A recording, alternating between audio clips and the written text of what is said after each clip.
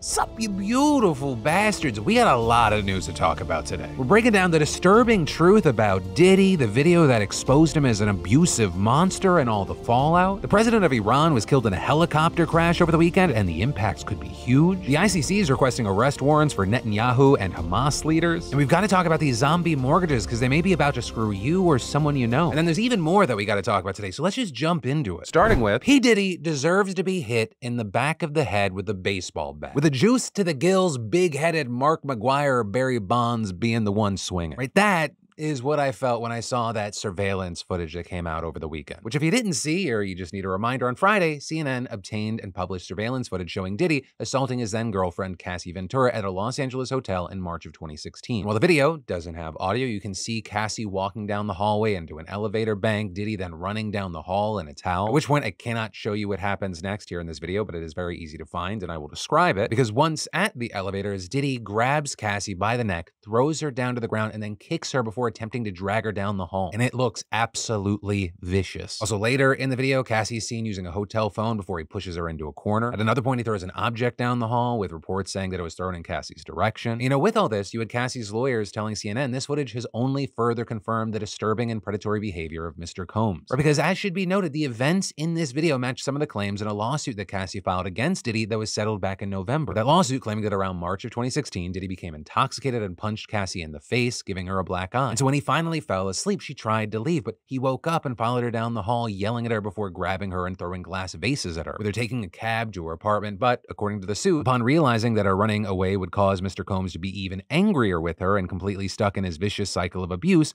Miss Ventura returned to the hotel with the intention of apologizing for running away from her abuser. When she returned, hotel security staff urged her to get back into a cab and go to her apartment, suggesting that they had seen the security footage. That lawsuit also alleged that she was raped a few years later and was subjected to various forms of abuse throughout their relationship, also saying that Diddy actually paid the hotel $50,000 for the security footage from the hallway, though Diddy's lawyers denied the allegations in the suit at the time, claiming a decision to settle a lawsuit, especially in 2023, is in no way an admission of wrongdoing. But of course, fast forward to Sunday after this evidence was released, and Diddy admitted to what we saw play out in the video, apologizing in an Instagram caption by writing, "I'm truly sorry," and then saying, "It's so difficult to reflect on the darkest times in your life, but sometimes you gotta do that. I was f***ed up. I mean, I hit rock bottom, but I make no excuses. My behavior on that video is inexcusable. I take full responsibility for my actions in that video. I'm disgusted. I was disgusted then when I did it. I'm disgusted now." With Diddy going on to say he's since gone to therapy and rehab, and that while he is sorry, he's not asking for forgiveness. But also notably with that, one of Cassie's lawyers slammed his apology, giving a statement to multiple news outlets saying that his statement is more about himself than anyone he's hurt. And adding, when Cassie and multiple other women came forward, he denied everything and suggested that his victims were looking for a payday, that he was only compelled to apologize once his repeated denials were proven false, shows his pathetic desperation, and no one will be swayed by his disingenuous words. You know, a lot of the reaction we've seen online is echoing that. Even in his own Instagram comments, you have tons of people saying he's only sorry that he got caught. But as far as if any legal consequences are actually going to come from all this, well, probably not. The Los Angeles County District Attorney's Office releasing a statement saying that they found the video to be extremely disturbing and difficult to watch, but if the conduct depicted occurred in 2016, unfortunately, we would be unable to charge as the conduct would have occurred beyond the timeline where a crime of assault can be prosecuted, saying that as of Friday, law enforcement had not presented a case related to the attack in the video. Right? Notably, this is coming as Diddy is facing multiple lawsuits with allegations of sexual abuse, sex trafficking, and more. And it understandably has many people wondering how many of the things alleged are true, because he denied wrongdoing here until the video came out. They're saying he was innocent of all the awful things being alleged. These are people trying to look for a payday. But now we have this video, and a lot of the discussion has been about the video, with many saying it's just so sad that it takes people seeing a horrifying video to take these claims seriously. People saying things like, not all women are lucky to have a video where you clearly see the assault happening, but all women deserve to be believed whenever they decide to speak. And having to relive trauma is so painful. I can't imagine what it must be like for someone to relive this so publicly. Believe women and consider what survivors must be going through. And just a lot of people expressing sympathy for Cassie and hoping that this is the final nail in the coffin for Diddy. Though of course, this playing out as some people are still defending this monster. Which on that note, to the people defending Diddy with their fucking full chest out, or even the people going like, hey guys, who are we to judge? Fuck you. Are you kidding me? One, who am I to judge someone that doesn't beat the shit out of someone that they're with? Which, by the way, pretty fucking low bar. Underneath the ground, honestly, where Diddy should probably be right now, rather than just strolling around in Miami. But you're trash, you're a waste of space, you're fucking stupid. Like, I've seen people out there literally saying, oh, people just want to kick Diddy while he's down, not fucking even seeing the irony there. And overall, with Diddy, I just see a coward that's trying to hide behind God because he knows that what he did is truly unforgivable. And I say that not only because of what we saw happen in that video, but because of all the other things that were likely not caught on video. But that is a story, some of my personal opinion, and of course, whether you agree or you disagree with me, I'll pass the question off to you. What are your thoughts here? And then we've got to talk about zombie mortgages because while zombies, they're not scary because they're just in movies, zombie mortgages are fucking terrifying because they can actually come back from the dead to take your home. And the scarier thing is that some of you may think this is not relevant to you, but you should think again because neither did the people in this story. And to properly explain this, we got to take a trip down memory lane to the fall of 2008. What in the world is happening on Wall Street? 21%. Because we're now down 43%. Traders here working the phone say a lot of their customers are freaked out. On the NASDAQ, everything and more has been completely wiped out. It was the worst day on Wall Street since the crash of 1987. The housing bubble, it finally popped, threatening millions of Americans with foreclosure. Because of course, mortgage lenders, they went nuts for years. They were throwing cash at anyone who would take it, even people with shit credit and no savings. And one of the ways they preyed on the least creditworthy borrowers was to bypass the normal requirement for a down payment altogether. And doing this by concocting something called an 80-20 loan, where one loan covers 80% of the home's value and the other loan covers the remaining 20%. But starting in 2007, the adjustable rates in those loans, they kicked in, spiking monthly interest payments way beyond what any subprime borrower could afford. So people defaulted, banks collapsed, and the American economy went belly up. But to save some people from foreclosure, the federal government created a loan modification program. Right? And so people who enrolled got the interest rate on their first loan, the 80% one, lowered back down. And they were told that second loan, right, the 20% one, that was forgiven, written off, or just rolled into the first one. You know, after not hearing anything about it for some 15 years, they figured, hey, it's really gone. But in fact, what they didn't realize is that it had only gone dormant, with debt collectors or other investors buying up that old debt for pennies on the dollar, you know, just quietly sitting on it until home prices rose, which notably they have been over the past few years, with them then launching a surprise attack on the homeowner with an exorbitant bill in their mailbox, retroactively packing on interest payments and late fees that they had no idea they were even supposed to pay all these years, right? Inflating the debt 2 or 3 times its original value, which is exactly what happened to one homeowner who told ABC. They said, you are no longer liable for this debt. We will update your credit. Just a few months later, that same loan showed up again. She owed $139,000. I get a notice of default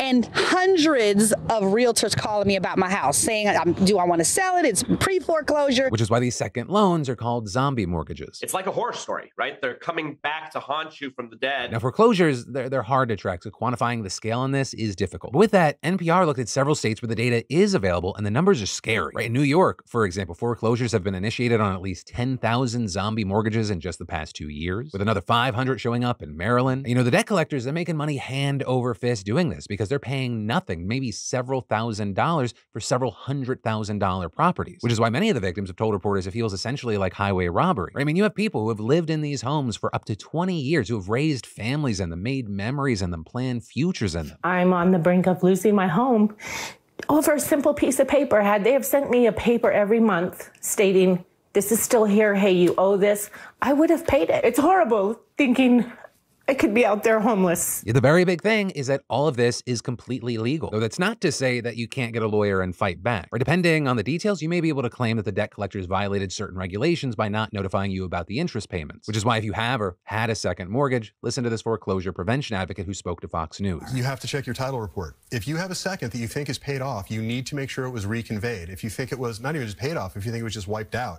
it may still be there. You need to check your title. People don't check their credit reports as often as they should. They certainly never check their title reports, and that's the only place it's going to show up until you get a letter saying, hey, please give us an outrageous amount of money before we come take your house. The zombie mortgage business was primarily, for about 10 years ago, it was nothing but bottom feeders. Now it's publicly traded companies that are getting involved with this, and all they do is deliver misery. Which is why ultimately, like, the only long-term solution here is the legal solution for state attorneys general, federal regulators, and most of all, politicians to get involved. Because otherwise, for a lot of people, this is just a horror movie with no end. And then they just killed off Sky. Remember this voice? Hello. I'm really excited about teaming up with you, and I'm all set to dive in.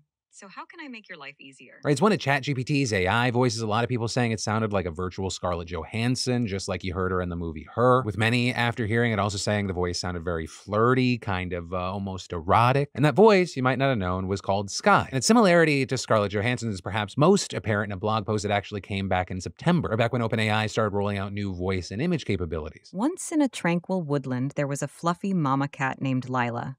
One sunny day, she cuddled with her playful kitten, Milo, under the shade of an old oak tree. But people really started making the comparison after the GPT 4.0 release last week, with The Verge even putting out a headline titled ChatGPT will be able to talk to you like Scarlett Johansson and her. Even though an OpenAI engineer told the outlet that the voice wasn't designed to sound like Scarlett Johansson at all, people still heard it, and it also didn't help that after the launch last week, Sam Altman, the company CEO, simply tweeted, her, with basically every response interpreting that as a reference to the movie. But then, last night, the company actually released a statement saying that it's pausing the use of the Sky voice, and saying in a blog post, we believe that AI voices should not deliberately mimic a celebrity's distinctive voice. Sky's voice is not an imitation of Scarlett Johansson, but belongs to a different professional actress using her own natural speaking voice. To protect their privacy, we cannot share the names of our voice talents. And with that, saying that it worked with casting groups and producers to figure out what kind of actors they wanted to work with, what kind of voices they wanted to hear. Hundreds of people then submitted their voices, and 5 were chosen. And possibly the pause on Sky being connected to the fact that Scarlett Johansson is not scared to get legal. In fact, last year we saw her take legal action against an AI app that used her likeness without consent in an ad. And then we got more big news that we have to talk about, but I want to take a second to say I love hearing that a lot of you out there, you're taking steps to regain control of your life by going to pdsdebt.com/DeFranco and getting somewhere when paying off your debt. Nobody likes the stress of mounting debt, the pressure and the feeling of helplessness. And if you're feeling this way and you're ready to do something about it, today's sponsor, PDS Debt, has a program that rolls all of your payments into one low monthly payment. And I'm talking about one low monthly payment based on what you can afford. PDS Debt is a top-rated company on Google with an A+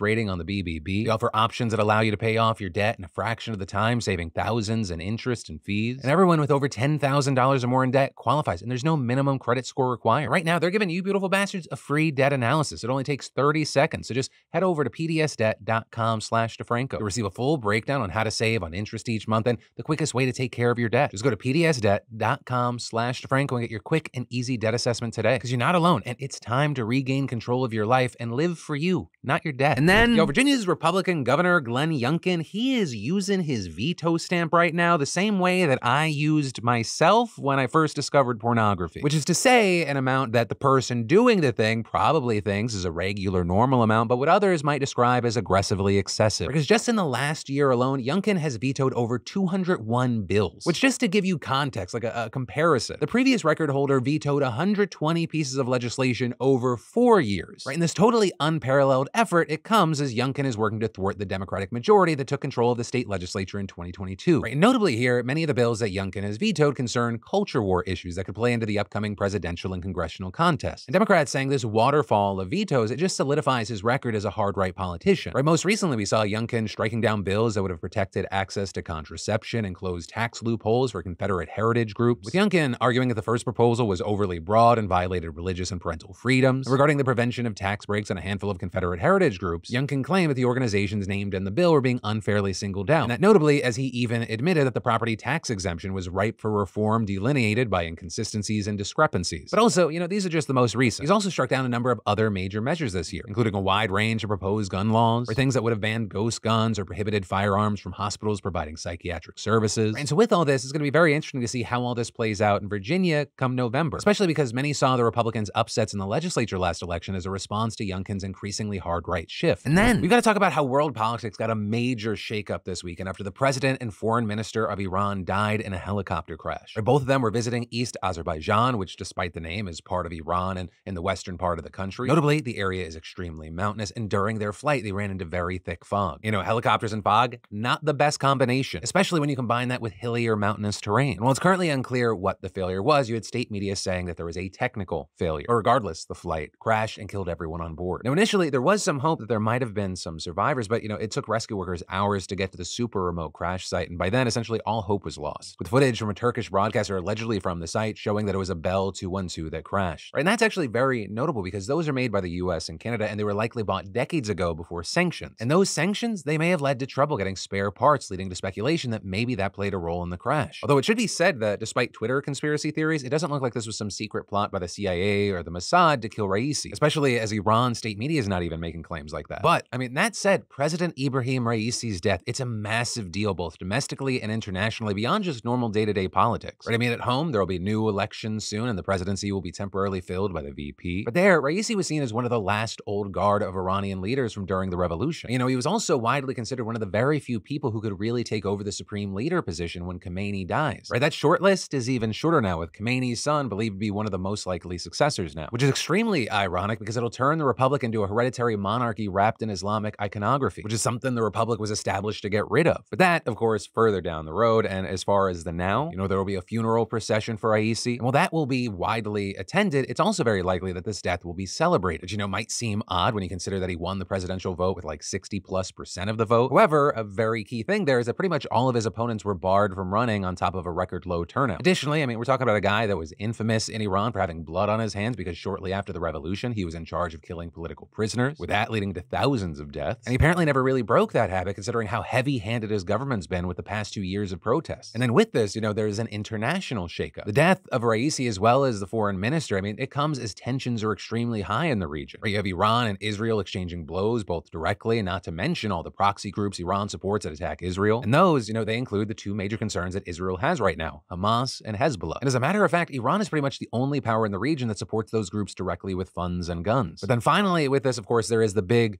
question now, that is, what's next? We need to see which way Iran wants to go with a new leader, and whether that'll be a continued hardline shift on Islamic revolutionary politics, or a return to a slightly more moderate leader like ex-President Rouhani. Although there, you have most experts saying that Israel shouldn't expect much of a change. Though also, because Raisi was considered one of the few people capable of legitimately carrying on the mantle of supreme leader without much pushback, there's currently a growing question of just how long the Islamic Republic would last after Khamenei's death. So yeah, just a little tiny possible game-changing news today. And then in big international news, Israel and Hamas have actually found themselves kinda on the same side for once, after leaders from both sides became the target of potential arrest warrants by the chief prosecutor of the International Criminal Court. And in particular, he wants to get Prime Minister Benjamin Netanyahu, Defense Minister Yoav Gallant, as well as 3 Hamas leaders of war crimes and crimes against humanity. While this can sound like a major deal, it's also very likely that not much is going to come from it, at least for some time, if ever. At least for the leaders of Israel, and we'll also get to that in a second.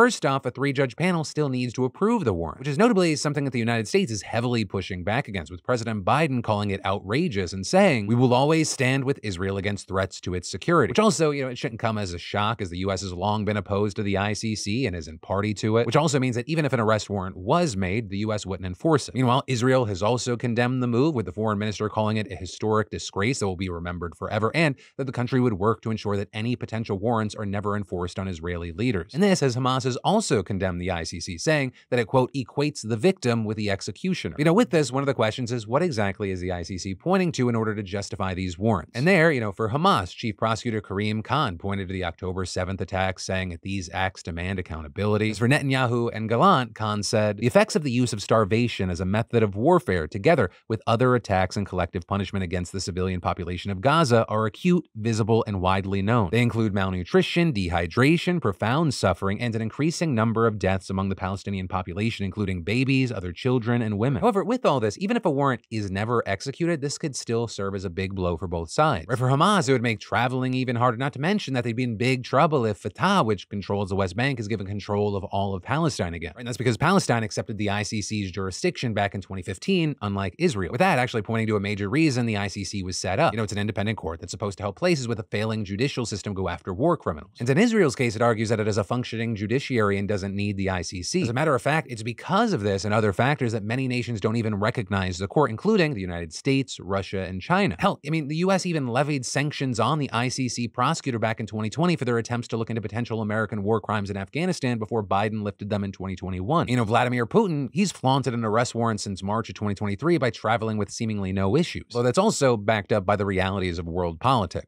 Actually arresting Putin or Netanyahu or any leader with a capable military would probably mean serious retaliation. So they have that bubble, whereas Hamas would not. But that doesn't mean that Netanyahu would be able to just go anywhere that he wants, as some countries may still risk it. That becomes even more true once he's out of power. Though also, while he is in power, it still could make other countries reluctant to help him and Israel over fears of looking like they're helping an alleged war criminal. But of course, with this news, whether you see it as symbolic or something that's actionable, I'd love to know your thoughts. But that is where your Monday evening, Tuesday morning show is going to end. But I'll see you again soon, because my name's Philip DeFranco. You've just been filled in. I love yo faces, and I'll see you right back here tomorrow.